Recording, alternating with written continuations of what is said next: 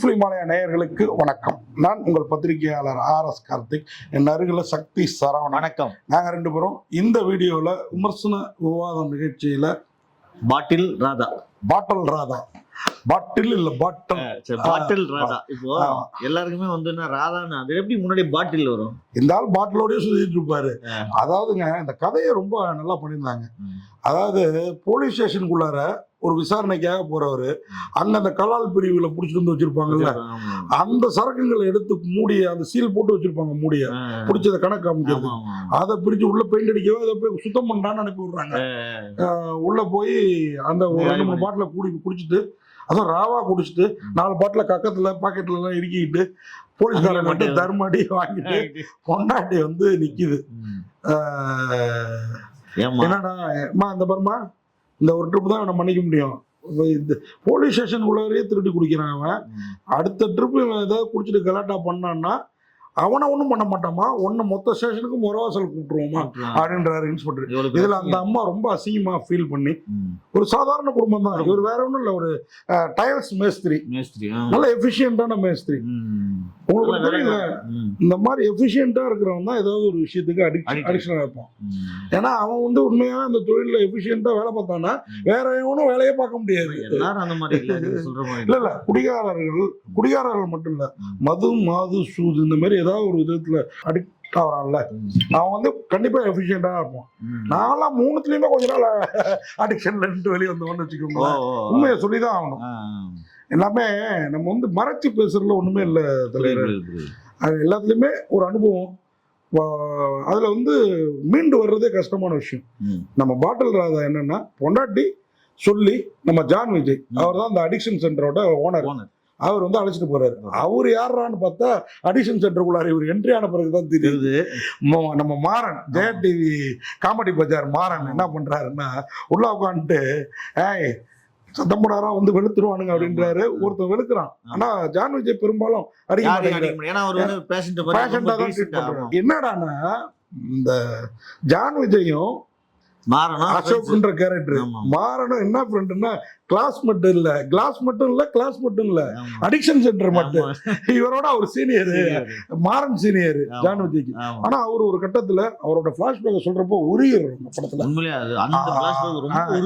இவனோட எந்த இடத்துல வச்சாரு பாருங்க டைரக்டர். பொதுவாக ஜான் விஜய் ஆக்டிங் சுத்தமா பிடிக்காது. மிரட்டி இருந்தாங்க இந்த படத்துல. 4 பேருமே பிரமாதம். ஜான் விஜய், நம்ம சோமசுந்தரம், மாறன், இப்படி இன்னும் ஹீரோயின் எல்லாருமே சிறப்பா பண்ணியிருந்தாங்க. அப்போ இவரை கொண்டு போய் சேர்த்துடுறாங்க. அதுவும் இவரை கூப்பிடுறப்ப எப்படி தெரியுமா, ஒரு மாருதி ஒரு வேனை கொண்டு வந்து நிறுத்திட்டு, அப்பா உனக்கு ஒரு 75,000 ஸ்கொயர் ஃபீட்டர்ல ஒரு பில்டிங்கு, நீ தான் டைல்ஸ் பொண்ணு கூப்பிட்டோன்னு ராத்திரி வந்து கூட்டிட்டு பக்கத்து வீட்டுக்காரனை போய் தட்டி, ஏய் நீ என்னடா கோமணத்துட்டு மாதிரி ஏரியாவுக்கு டைல்ஸ் கூட்டுற, வர்றா வேலைக்காரன்டா நான் என்ன வந்து கூட்டு போறாங்க படுறா அப்படின்னு போனா இருட்டுல விட்டு அடிக்ஷன் சென்டர் ஜெயில் மாதிரி செட்டப், தப்பிக்கவே முடியாது. அங்கேயும் ஒரு தப்பிக்க முயற்சி பண்ணுவாரு. ஒரு 2-3 பேரை கூட்டிட்டு உள்ள நம்ம அடிக்ஷன் சென்டர்னோன்னா போதை மறுவாழ்வு மையம் அப்படின்னோடனே ஏதாவது போர் அடிக்க போறாங்கன்னு நினைச்சோம்னா போரே இல்லைங்க. அங்கிருந்து இவர் ஜன்னலை பேத்துக்கிட்டு தப்பிக்க நினைக்கிறாரு. அதுக்கு வச்சிருப்பாரு பாருங்க டைரக்டர், அந்த எறும்பு நோண்டி கரையா அடிச்சிருந்ததுன்னா அதை ஈஸியா நீங்க பேத்துடலாம். அழகா எனக்கு அங்க இந்த படத்துல குறைன்னு சொல்லணும்னா, அந்த ஜன்னல அவர் குண்டர் தாண்டுவாரு பாருங்க. அது எப்படி அவ்வளவு பெரிய உருவத்தோட அவர் வெளியில வந்தாரு. வேற இந்த படத்துல குறைய சொல்ல முடியும். இன்னொரு இடம் என்னன்னா, அந்த குண்டு குறை பிள்ளைங்களுக்கு வாங்கி கொடுக்க முடியலன்னு இவர் திருப்பி குடிச்சிட்டு ஒரு இடத்துல ஸ்வீட் கடையில வந்து எல்லா தின்பண்டமும் வாங்குவாரு. அதுல பாத்தீங்கன்னா இவர் ஆர்டர் பண்ணாத நம்ம சோன் பப்படி பாக்ஸ் ஒண்ணு இருக்கும், அது இவர் ஆர்டரே பண்ணல. ஆனா செட் ப்ராப்பர்ட்டியா கொண்டு வந்து வச்சுட்டாங்க. ஆனா அவன் துரத்துட்டு வருவான் ஸ்வீட் கடைக்காரன். அது ஏன் அந்த சீன் துரத்திட்டு ஓடுற மாதிரி? திருடவும் துணிஞ்சிருவாங்க. இந்த மாதிரி அடிக்ஷன் ஆகுறவங்க பிள்ளைங்களுக்காக பண்றேன்னு சொல்லிட்டு எதை வேணாலும் பண்ணுவாங்க. கொலை செய்யவும் துணிவாள் பத்தினிங்கிற மாதிரி குடியாரர்கள் 10 ரூபாய்க்கு அடிச்சுக்கிட்டு கொண்டுக்கிறது இல்லையா, அந்த மேட்டர் தான் அது. புரியுதா உங்களுக்கு? அப்படி காமிச்சிருக்காங்க. இப்ப இவர் திருந்தினாரா இல்லையா, அதே சென்டருக்கு இவர் வந்து இதுவா போனாரா இல்லையா, அதாவது எல்லாரையும் பார்த்து சேர்ந்தாரா இல்லையா. பொண்டாட்டி ஒரு கட்டத்துக்கு மேல இவரை திருத்தி பார்க்கறது முடியல. அடிக்ஷன் சென்டர்ல இருந்து தப்பிச்சு வந்து திருப்பியும் குடிக்க ஆரம்பிச்சிடுறாரு. ஒரு கட்டத்துக்கு மேல பிரிஞ்சிருது. அந்த அம்மா பிரிஞ்சது மட்டும் இல்லாம அந்த சீனை கூட அப்படியே அழகா காமிச்சிட்டு போயிருந்தாங்க. அதுக்கு வந்து அது ஒரு கைவினை பொருட்கள் ஏதோ செஞ்சு கொடுக்குது, அந்த பிளாஸ்டிக் பூன்னு நினைக்கிறேன், அந்த மாதிரி ஏதோ செய்யறதுக்கு அதுக்கு வர கான்ட்ராக்ட்காரனோட அதுக்கு ஒரு சின்ன லிங்க் மாதிரி காமிச்சு அப்படியே வெளியே எடுத்துறாங்க. ஒரு ஆசைப்படுறது யாரும் ஆதரவு இல்லறப்போ ஒரு ஆதரவுக்காரன்றப்போ அதை ரொம்ப அழகா இன்னைக்கு நீங்க வந்து நம்ம வீட்டு வேலை செய்யற பெரும்பாலான பெண்கள் பாத்தீங்கன்னா எல்லாரோட ஸ்டோரியும் ஒரே மாதிரி தான் இருக்கும். வீட்டுக்காரன் குடிக்கிறான் அப்படின்னு சொல்லிட்டு, புரியுதா உங்களுக்கு? குடி நோயாளி வேற, குடிகாரங்கிறது வேற. ஆனா நானும் வாரத்துல 2 நாள் குடிக்கிற மாதிரி ஒரு கேரக்டர் தான். ஆமா, அது 4 நாளா ஆகணுங்கிற எண்ணத்துல இருந்தப்போ இந்த படம் வந்து என்ன குடிக்கவே வேணாம்னு ஒரு முடிவு எடுத்து எவ்வளவு நாளைக்குன்னு தெரியல. உண்மையா அருமையான படம். கண்டிப்பா அருமையான படம் தலைவா. டைரக்டர் உனக்கு ஆஸ்கார் அவார்டுல எங்கேயுமே இல்ல, இது ஒரு ஆஸ்கார் அவார்டு. படம் பார்த்துட்டு ஒரு மனிதன் 2 நாளைக்கு ஒரு முறை குடிக்கிறவரு, ஆனா உண்மையிலே வருஷத்துக்கு ஒரு முறை சொல்லிட்டாரு. குடி நோயாளி இல்ல, அதை திருப்பி பதிவு பண்றேன். பகல்ல குடிச்சிட்டு வேலை பார்க்க இதுல கூட அவரு கூட சொல்லுவாரு, நான் வந்து தலைவலிச்சா ஒரு கட்டிங் போடுவேன்னு. அப்படி நான் சொல்லல, உண்மையாவே நம்ம குடி நோயாளி கிடையாது. பகல்ல குடிக்கிறதுக்கு நம்ம சகாப்தத்திலே கிடையாது, எப்பயோ ஒரு டைம். உங்களுக்கே தெரியும், புரியல உங்களுக்கு? அப்போ அதுவும் வேணாம்னு நினைக்கிறேன் நான். எங்க நோயாளியா மாறிட போறோம் அப்படின்ட்டு. இந்த படம் குடும்பத்தோட பார்க்க வேண்டிய படம். வந்து தியேட்டர்ல ரிலீஸ் ஆகி வசூல் ஆகுதோ இல்லையோ, உண்மையிலே இங்க ஒரு வார்த்தை அந்த டைரக்டர் ஒரு ஆஸ்கார் அவார்டு. கண்டிப்பா தலைவா. ஏன்னா நான் 31 வருஷமா ஃபீல்ட்ல இருக்கேன். ஒரு 15-20 வருஷமா வாரத்துக்கு 1 நாள் 2 நாள் குடிக்கிறோம். இப்ப அதை நிறுத்தலாங்கிற முடியும். படம் பார்த்து உங்களுக்குள்ள வந்துச்சு தலைவா, வந்துச்சு தலைவா. எந்த ஏ சென்டர் போகாம உங்க படம் பார்த்து நீங்க ஒரு சென்டர் மாதிரி அவருக்கு திருத்திருக்கீங்க. இந்த படத்துல ஏ சென்டர்லாம் உண்மையா அவ்வளவு புனிதமா காட்டியிருக்காங்க. ஆனா எனக்கு இந்த படம் பார்த்து இந்த படமே ஒரு ஏ சென்டரா எனக்கு மாறி. நம்மள ஒரு ஃப்ரெண்ட் ஒருத்தர் திரும்ப கூப்பிடுவாரு, போனதுல பாருங்க சும்மா டைம் பாஸ் கூப்பிடுவாரு, எப்படி நடக்குதுன்னா பாருங்க அப்படின்னு. அந்த டி அடிக்ஷன் சொன்னோன்னு நீங்க போரா இருக்கும் படம் நினைச்சிடாதீங்க. கிளாஸா இருக்கு, மாறன் காமெடி. ஒருத்தன் வருவான் பாருங்க, நான் ஏரியாவில பெரிய தாதான்ட்டு, ஏய் இவன் தான்டா நமக்கு நம்மளோட கேஜிஎஃப் லீடர் கிடைச்சிட்டாருடா அப்படின்னு சூப்பரா இருக்கும் அந்த காமெடி எல்லாம். அது மாதிரி இந்த குண்டர் அந்த முத்து அவர் பண்றது எல்லாமே பிரமாதமா இருக்கும். இந்த படத்துல வந்து குரு சோமசுந்தரம் தான் ஹீரோ, சஞ்சனா நடராஜன் பிரமாதம் இந்த ஹீரோயின், ஜான் விஜய் அவர்தான் இந்த படத்துல அவர்தான் நிக்க வச்சுட்டாருங்க.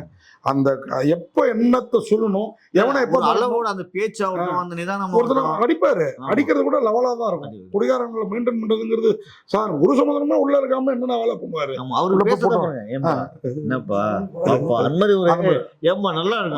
மாறன், பாரி இளங்கோவன், எல்லாருமே பாரி இளவழகன், எல்லாருமே சிறப்பு. அதுவும் ஒரு பையன், நான் வந்து 2 அட்டெம்ப்ட் மர்டர் கேஸ்ல இருக்கேன், இன்னைக்கு தப்பிச்சு வர்ற பையன். ஃபர்ஸ்ட் குரு சமுதிரம் என்னையா 3 பேரும் சேர்ந்து வந்திருக்கோம் அப்படின்னு சொல்லிட்டு இன்டர்வல் பிளாக் முடிஞ்ச பிறகு அந்த குண்டர் கிளம்பிடுவாரு முத்து. இவரு ராஜ் முத்து அவர் பேரு.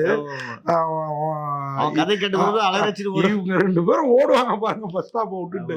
பிரமாதம். உண்மையாவே வாய்ப்பு இருந்தா இந்த படத்தை பாருங்க. இந்த படத்தை தினகரன் சிவலிங்கம் அவர் தான் டைரக்ட் பண்ணியிருக்கிறாரு. நீலம் ப்ரொடக்ஷன்ஸும் பலூன் பிக்சர்ஸும், நீலம் ப்ரொடக்ஷன் சார்பா பாரஞ்சித், இயக்குனர் பாரஞ்சித்தும், அருண் பாலாஜி அவர் தான் வந்து பலூன் பிக்சர்ஸ். உண்மையாவே வேற லெவல் படம். நீலம் ப்ரொடக்ஷன்ஸ் இந்த மாதிரி படங்களை எடுங்க. உங்க கம்யூனிட்டி மட்டும் இல்லைங்க, இது எல்லா கம்யூனிட்டியும் திருத்துற படம். ஆமா, பல அண்ணனே பாரஞ்சித பல முறை திட்டிருக்காரு, உங்களை எப்படி பாராட்டுறாரு. அதுதாங்க இந்த படம். உண்மையா பாட்டில் ராதா இந்த மாதிரி படங்களை கொண்டாடணும். பாட்டில் ராதா பார்க்கலாம். இல்ல பஞ்சு அடிங்க, வீட்டுல இந்த பாட்டிலே இல்லாம பண்ணலாம்னா. இந்த பாட்டில் ராதா படம் பார்த்தா உங்க கணவரை வந்து நீங்க டி அடிக்ஷன் சென்டர்லாம் கூட்டு போனாங்க. யாராவது குடியக்காரரா இருந்தாலே கூட்டு போனீங்களா அவங்க குடி நோயாளியா மாறுறத முதல்ல தடுக்கலாம். குடிக்கணும் என்ன வர கூட வராது. அது டி அடிக்ஷன்ல கரெக்டா காமிச்சிட்டாங்க. அந்த பீடி கொடுத்து கொஞ்சம் கொஞ்சமா அவங்கள போதையில இருந்து அந்த இது காமிப்பாங்கல்ல, அந்த கல்லீரல். ஏங்க அந்த கல்லீரல் வீணா போன கல்லீரல் பார்த்தா ஏன் கல்லீரல்னு பயம். உண்மை தலைவா. உண்மையாவே நீங்க கேட்கலாம், சில பேர் 50 வருஷம் வாழ்றாங்க, 100 வருஷம் வாழ்றாங்க. அவன் 200 வருஷம் வாழ வேண்டியவன் அவன் 100 வருஷம் வாழ்வான். 100 வருஷம் வாழ வேண்டியவன் குடிச்சா 50 வருஷத்துல போயிடுவான். அதுதான் கான்செப்ட். பாட்டில் ராதா பார்க்கலாம் தோதா அப்படின்னு சொல்லி விடைபெறோம். வசூல் தாதா ஆகணுங்கிறது நம்ம விருப்பம். எனக்காக இல்ல தெளிவா, உண்மை அருமையான படம். பாட்டில் ராதா வசூல் தாதா ஆக வாழ்த்துக்கள். நன்றி நன்றி. இந்த வீடியோ உங்களுக்கு பிடிச்சிருந்தா லைக் பண்ணுங்க, கமெண்ட் பண்ணுங்க, ஷேர் பண்ணுங்க, சப்ஸ்கிரைப் பண்ணுங்க.